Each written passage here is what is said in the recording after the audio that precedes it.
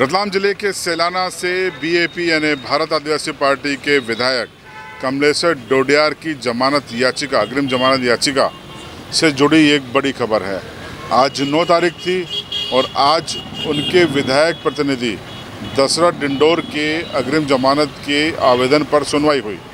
इंदौर की MLA MP court ने ये सुनवाई की। केस डायरी सैलाना पुलिस लेकर पहुंची थी और एक बहस के बाद कोर्ट ने दशरथ डिंडोर को, विधायक प्रतिनिधि को, अग्रिम जमानत दे दी। अग्रिम जमानत देते समय कुछ शर्तें लगाई गई हैं तो साथ में कुछ वजह भी बताई गई है। ये है सैलाना के विधायक कमलेश्वर डोडियार के प्रतिनिधि दशरथ डिंडोर।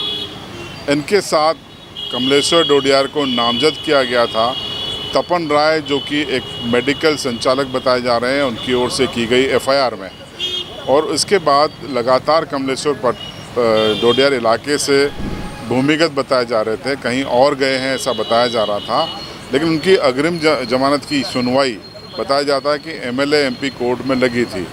आज 9 तारीख को उनके विधायक प्रतिनिधि दशरथ डिंडोर की याचिका पर सुनवाई हुई, बहस हुई और बहस के दौरान जिन बिंदुओं को कोर्ट ने सुना उसके बाद दशरथ डिंडोर को अग्रिम जमानत दे दी गई है। कुछ शर्तों के साथ दी गई है।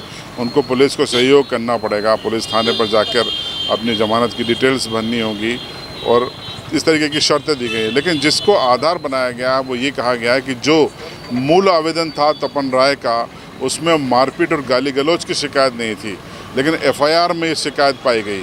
तो इस अंतर विरोध को भी कोर्ट ने गंभीर माना और इसको एक आधार बनाया अग्रिम जमानत देने का। और साथ ही साथ जो एक अन्य वजह जो सामने आई, जो जिस पर बहस हुई, वो ये कि तपन राय के खिलाफ पहले से ही शिकायत पत्र अधिकारियों को, जिम्मेदार अधिकारियों को विधायक की ओर से दिए गए थे। उसके बाद तपन की ओर से ये एफआईआर हुई है। तो यहाँ पर मामले को थोड़ा सा संदिग्ध पाते हुए लाभ दिया गया है यहाँ पर दशरथ डिंडोर को। अब इस मामले में कमलेश्वर डोडियार की जमानत याचिका पर अगले कुछ दिनों में, 1-2 दिनों के बाद सुनवाई संभव है। यही एक ही एफआईआर में दोनों का नाम था, कमलेश्वर डोडियार एमएलए का नाम था और उनके विधायक प्रतिनिधि का नाम था।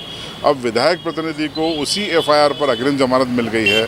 इसके बाद संभावनाएं बनी हुई है कि अब कोर्ट उनके डायरी सुनने के बाद उनके ऊपर क्या फैसला लेता है।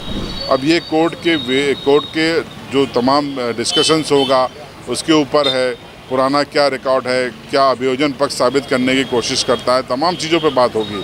लेकिन वो एक जनप्रतिनिधि हैं, एक विधायक हैं, इसलिए पूरे मामले की सुनवाई इंदौर की एमएलए एमपी कोर्ट में हो रही है।